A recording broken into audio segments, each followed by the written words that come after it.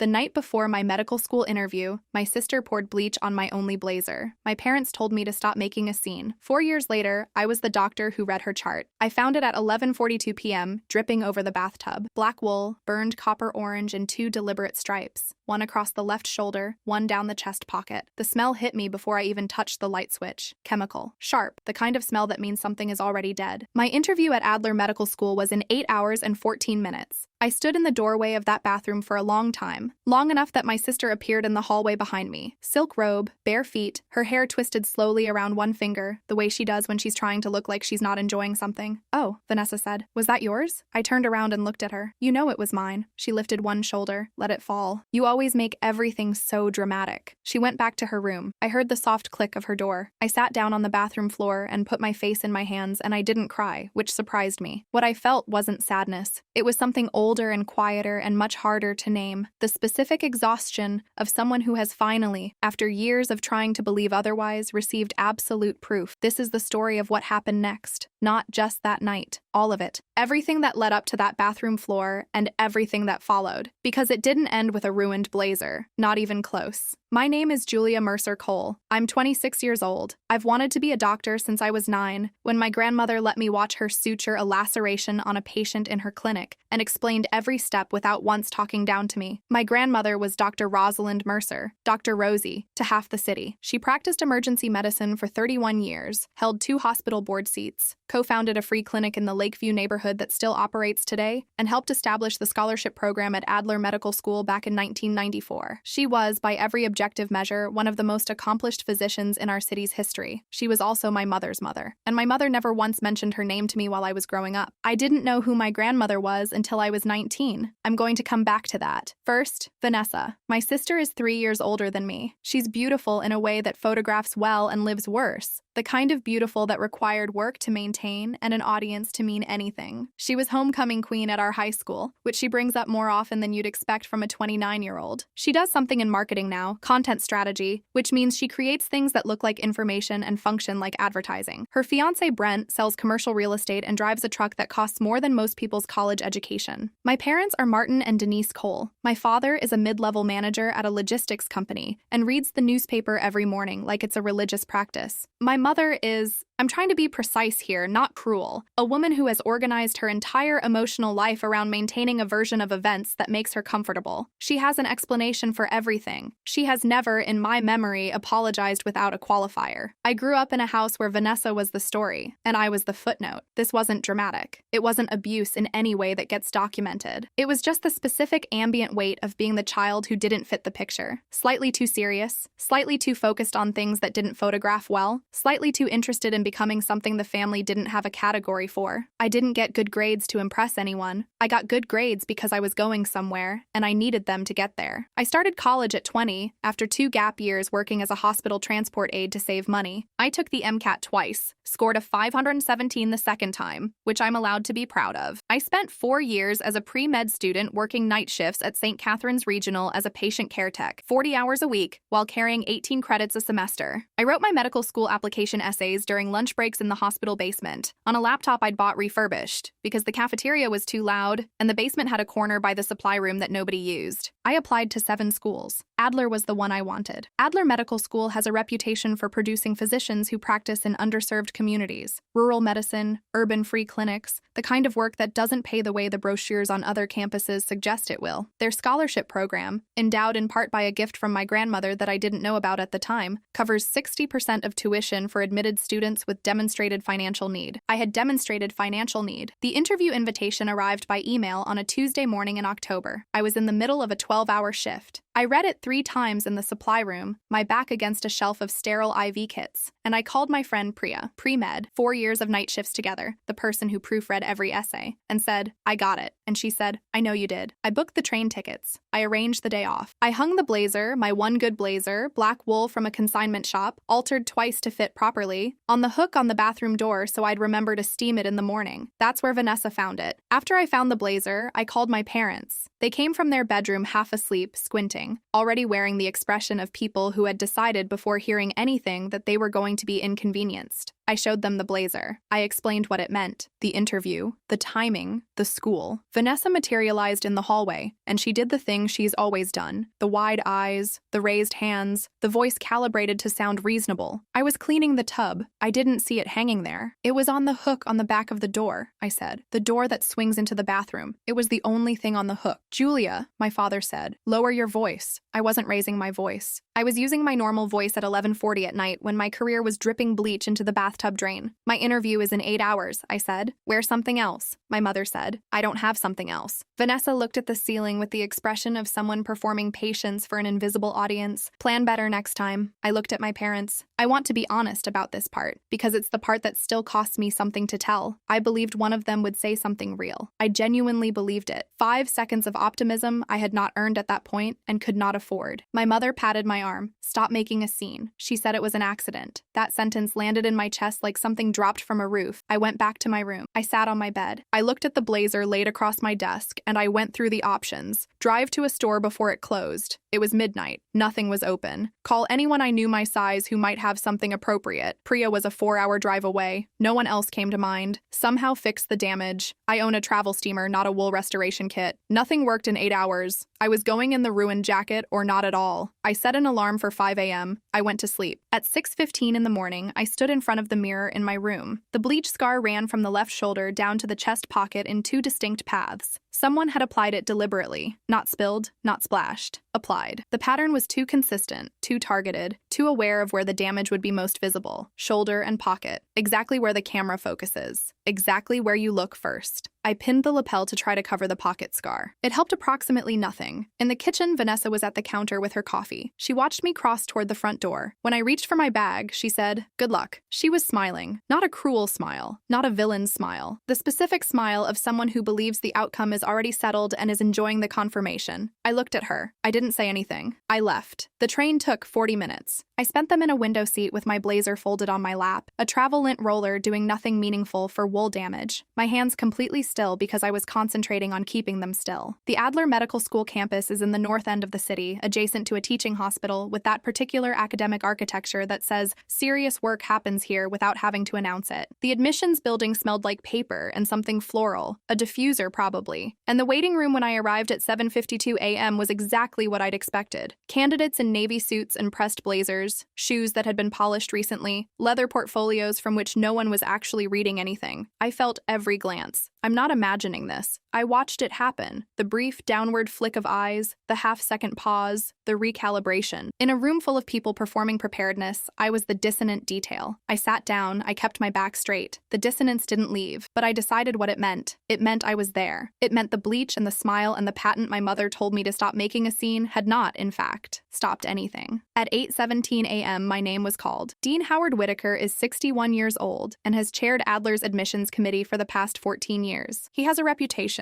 among applicants, among alumni, among anyone who has spent 10 minutes researching the school, for being impossible to read, not cold, not unkind, just genuinely, carefully neutral, the way someone gets when they've learned that their face communicates things they'd rather communicate with words. He was sitting across from me with my file open on the table between us, and beside him was Dr. Carmen Reyes, Associate Dean of Student Affairs, 16 years at Adler, who had a yellow legal pad and a pen she hadn't uncapped yet. Whitaker looked at the file, then at my blazer, then back at the file, and then he stopped. His eyes went to my last name on the top sheet. Something moved behind them, very small, very controlled, the way something moves when a person is carefully deciding how to react before reacting. "Wait," he said slowly. "You're her?" I didn't know what that meant. I felt the room shift in some way I couldn't identify. "I'm sorry?" He looked at the blazer again, not with pity, with something more specific than that. "Did something happen to your jacket?" The question sat in the air between us. I thought about what my mother had said. Stop making a scene. She said it was an accident. I thought about every time a difficult truth had been smoothed over in my family because the alternative was acknowledging what was true. I made a choice. "My sister poured bleach on it," I said. "Last night, the night before my interview. My parents told me to stop making a scene." Dr. Reyes stopped moving. The pen stayed on the pad. Whitaker looked at me for a long moment. "And you still came?" "Yes." Why? I thought about the supply room in the hospital basement, the refurbished laptop, the alarm for 5 a.m., the train seat with the blazer folded on my lap. Because this matters more to me than being humiliated, I said. He looked at me for another long moment. Then he opened the file again. Then let's begin. The interview lasted 53 minutes. I know because I checked my phone when I came out. I don't want to tell you I was brilliant, because I'm not qualified to evaluate that, and honesty matters more to me than the narrative. What I can tell you is that I answered every question with the precision I had spent 4 years building, and I didn't apologize for anything. And at one point, Dr. Reyes asked me why I wanted to work in underserved communities specifically, and I talked for 7 minutes about the free clinic in Lakeview and Dr. Rosalind Mercer's legacy, without knowing yet what that legacy meant for where I was sitting. Whitaker walked me to the door himself. Dr. Mercer was a colleague of mine, he said. We overlapped at Adler for 4 years before she retired. She would have liked meeting you. I wish I'd known her better, I said, which was true. Which was about to mean something I didn't fully understand yet. He nodded. He shook my hand. He didn't tell me anything about the outcome. He didn't need to. The way the conversation had moved, the way Dr. Reyes's pen had eventually uncapped and started filling lines, the way Whitaker had leaned slightly forward for the last 20 minutes. These things don't guarantee anything, but they mean something. I took the train home. I've been sitting with how to tell the next part, because it's where the story stops being just about a blazer. When I got home, my family was arranged exactly as I'd expected. Parents at the kitchen table, Vanessa on the couch with Brent, wedding venue photos on her iPad, life progressing normally because nothing they'd done had consequences. My mother looked up. Well, it went well, I said. Vanessa's eyes went directly to the blazer, the shoulder, the pocket. Even with that,